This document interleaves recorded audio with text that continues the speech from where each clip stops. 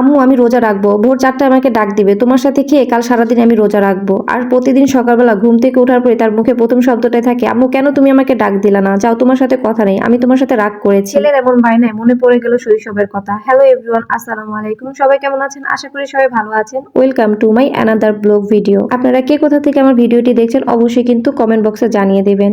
তো আমার ছেলে রোজা আসার পর থেকে প্রতিদিনই সে বলতেছে, আম্মু তুমি আমাকে ভোর 4টা বাজে ডাক দিবে, আমি তোমার সাথে খেয়ে তারপর সারাদিন রোজা রাখবো। আর যখনই দেখে যে সকালবেলা আমি তাকে ডাক দেইনি, তখনই উঠে সে আমার সাথে রাগ করে, অভিমান করে যে কেন আমি তাকে ডাক দিলাম। আর আমি তাকে প্রতিদিনই বুঝ দিই, তোমার তো সকালবেলা স্কুল থাকে, যেদিন তোমার স্কুল না থাকবে সেদিন তুমি রোজা রাখো। তো যাই হোক, এই বলতে বলতে শুক্রবার চলে আসলো। সে অনেক অপেক্ষা ছিল কবে শুক্রবার আসবে। তো বৃহস্পতিবার সে আমাকে বলতেছিল আজকে কিন্তু ডাক দিবে, আমি কালকে রোজা রাখবো। তাই আমি বৃহস্পতিবার বিকালেই চলে গেলাম ওর জন্য একটা মুরগি নিয়ে আসতে। এই ভিডিওটা কিন্তু শুক্রবার দিন বৃহস্পতিবার দিন 2 দিন মিলিয়ে করা।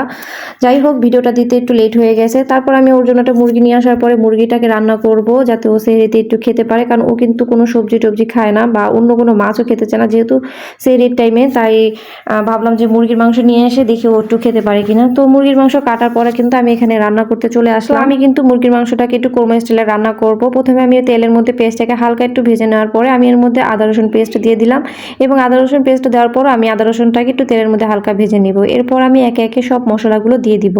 যেহেতু কোরমা স্টাইল থাকবে তাই আমি কিন্তু এখানে হলুদটা স্কিপ করেছি, বাকি যে মশলা লাগে আমি সব মশলা এখানে দিয়ে দিয়েছি। তো মশলা দেওয়ার পরে আমি এখানে সামান্য একটু পানি দিয়ে দিব মশলাটাকে কষানোর জন্য।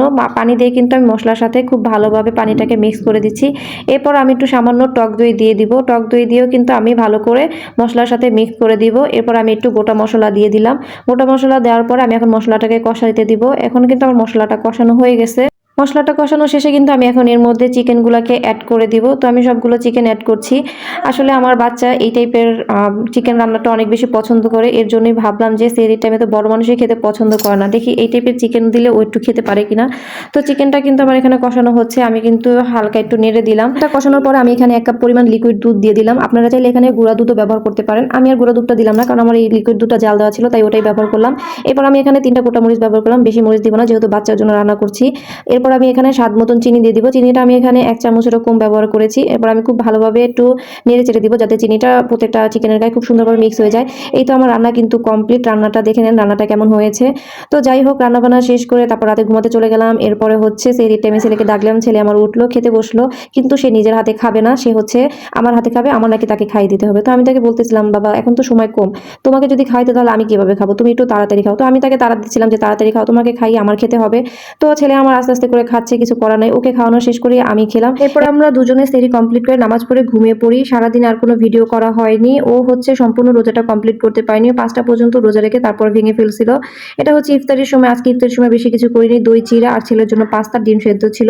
তো আজকের ভিডিওটা এই পর্যন্ত। সবাই ভালো থাকবেন, সুস্থ থাকবেন, আল্লাহ হাফেজ। যদি ভালো লাগে লাইক কমেন্ট শেয়ার করে দিবেন।